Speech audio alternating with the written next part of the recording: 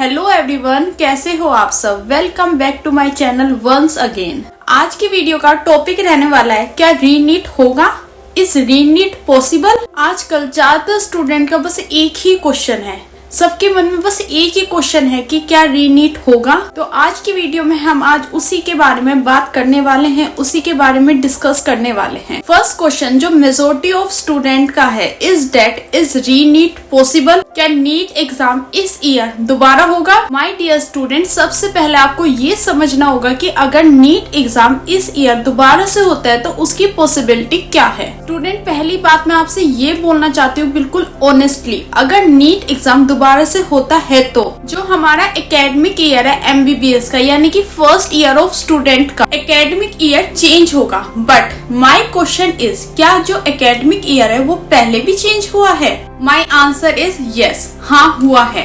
During the Covid time पे जो हमारा नीट एग्जाम था वो चेंज हो गया था। जो एग्जाम मई में होता था वो सितंबर में हुआ था, यानी कि कोविड टाइम पे हमारा जो नीट एग्जाम है वो चेंज हुआ था।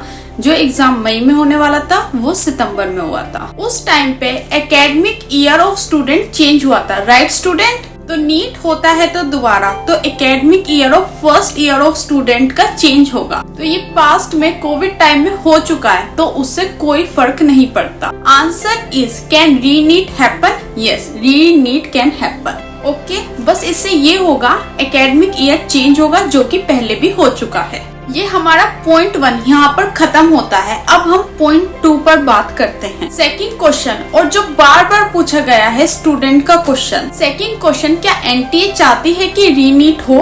क्या NTA दोबारा से नीट का एग्जाम करवाएगी। माय डियर स्टूडेंट, इसका आंसर है, अगर हम रियलिटी की बात करें तो ये हार्श रियलिटी है। NTA कभी नहीं चाहेगी कि नीट एग्जाम दोबारा हो। अब क्वेश्चन आता है क्यों।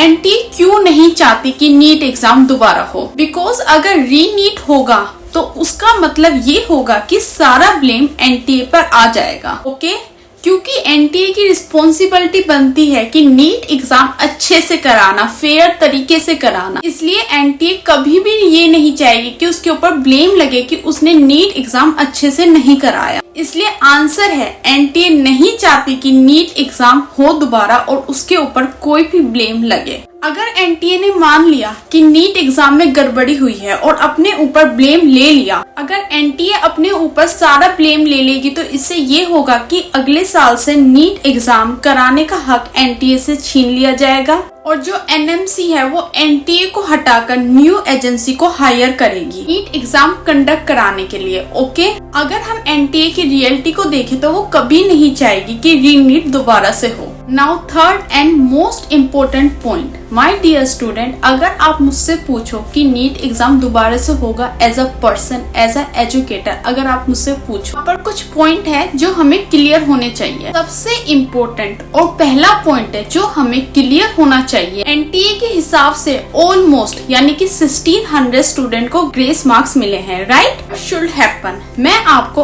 ऑनेस्टली बताती हूँ, NTA should declare all these 1600 student. वो इन 1600 स्टूडेंट की लिस्ट बनाएगा कि उनको कितने ग्रेस मार्क्स मिले हैं, राइट। एक बार सबको यानी सारे स्टूडेंट को और टीचर को पता चल जाए इन 1600 स्टूडेंट के बारे में, राइट, कि उन्हें ग्रेस मार्क्स किस हिसाब से दिए गए हैं। हमें इन 1600 स्टूडेंट के बारे में अच्छे से पता चल जाए कि उन्हें ग्रेस मार्क्स किस हिसाब से दिए गए हैं, या फिर इन 1600 स्टूडेंट का एप्लीकेशन नंबर दिया जाए ताकि हम इन्हें अपनी आंखों से चेक कर सकें। NTA ने हमें अच्छे से बता दिया कि इस बेसिस पे इन 1600 स्टूडेंट को ग्रेस मार्क्स मिले हैं। उसके बाद इन 1600 स्टूडेंट का मैटर यहाँ पर सोल्व हो जाएगा। उसके बाद क्या होगा, उसके बाद सम स्टूडेंट आएंगे और जो बोलेंगे डिस्क्रिमिनेशन हुआ है नीट एग्जाम को लेकर, ग्रेस मार्क्स को लेकर। पार्ट ऑफ दी 1600 स्टूडेंट, इसके अलावा और स्टूडेंट आते हैं, देन डेफिनेटली यस, रीनीट होगा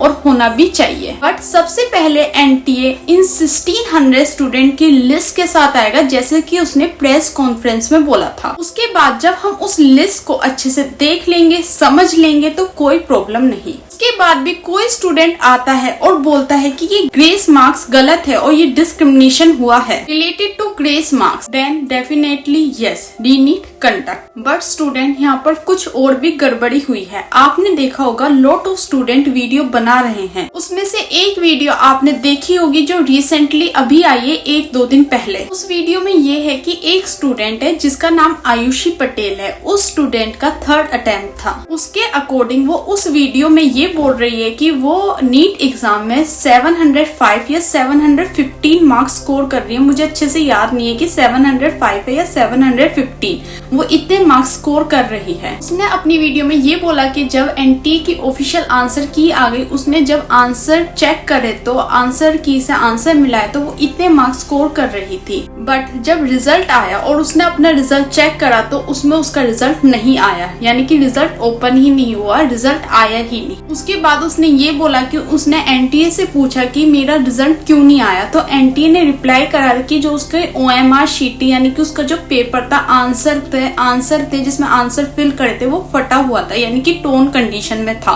माय डियर स्टूडेंट, अब क्वेश्चन आता है, अगर ये उस लड़की की मिस्टेक है या उससे वो ओएमआर शीट फट गई या फिर उसने खुद फाड़ दी जब वो आंसर फिल कर रही थी, तो उस सेंटर का जो इनविजिलेटर था तो वो ओएमआर को नहीं लेता। उस समय में इनविजिलेटर ओएमआर को एक्सेप्ट ही नहीं करते। ये हमारा पॉइंट 1 है। पॉइंट नंबर 2 है, अगर एनटीए को पता चला कि उसकी ओएमआर फटी हुई है तो एनटीए ने उस लड़की को इन्फॉर्म क्यों नहीं करा कि आपकी ओएमआर फटी हुई है, रिजल्ट से पहले क्यों नहीं इन्फॉर्म करा एनटीए ने। एनटीए को रिजल्ट से पहले ही इन्फॉर्म करना था। एक और गड़बड़ी आई, एक स्टूडेंट है जो गुजरात बोर्ड से था, मुझे नहीं पता कि वो लड़का था या लड़की, वो शी और ही में से कौन था मुझे नहीं पता, बट वो गुजरात बोर्ड से था। बट वो जो स्टूडेंट है वो फेल हो गया अपने 12th बोर्ड एग्जाम में, ओके। और वो सेम स्टूडेंट ने नीट एग्जाम में 715 मार्क्स स्कोर किए। जो बच्चा 12th बोर्ड एग्जाम में फेल हो गया, वो सेम स्टूडेंट नीट एग्जाम में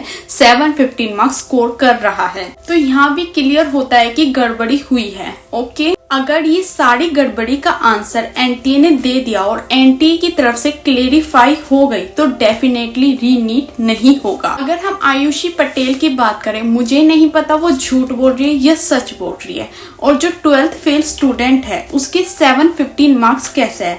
अगर एनटीए ने इसका आंसर दे दिया तो रीनीट नहीं होगा, पर अगर एनटीए इसका आंसर नहीं दे पाया कि उस 12th फेल स्टूडेंट के 715 मार्क्स कैसे आए और जो आयुषी पटेल है वो झूठ बोल रही है, अगर एनटीए क्लेरिफाई नहीं कर पाया तो रीनीट होगा। अब क्वेश्चन आता है, रीनीट होगा तो कब होगा और कौन से महीने में होगा। माय डियर स्टूडेंट, ये बहुत टफ जॉब है, इम्पॉसिबल जॉब नहीं है बट टफ है। नीट एग्जाम दोबारा से कंडक्ट कराना, अगर नीट एग्जाम होता है तो 2 मंथ का टाइम चाहिए, यानी कि 2 मंथ का टाइम चाहिए। नीट एग्जाम दोबारा से रिकंडक्ट करवाने में तो सारा प्रोसेस दोबारा से अगेन स्टार्ट करना पड़ेगा, जिसके लिए मिनिमम 2 मंथ चाहिए। तो यही सारे क्वेश्चन थे जो बच्चों के दिमाग में चल रहे थे। आई होप आपको आपके सारे आंसर मिल गए होंगे और मैं आपके क्वेश्चन का अच्छे से आंसर कर पाई होंगी। इनके अलावा भी अगर आपका कोई और क्वेश्चन है नीट एग्जाम से रिलेटेड तो आप कमेंट सेक्शन में अपना क्वेश्चन लिख सकते हो और मैं उसका रिप्लाई जरूर करूंगी। बस आज के लिए इतना ही। अगर वीडियो आपको अच्छी लगी, आपके लिए हेल्पफुल हुई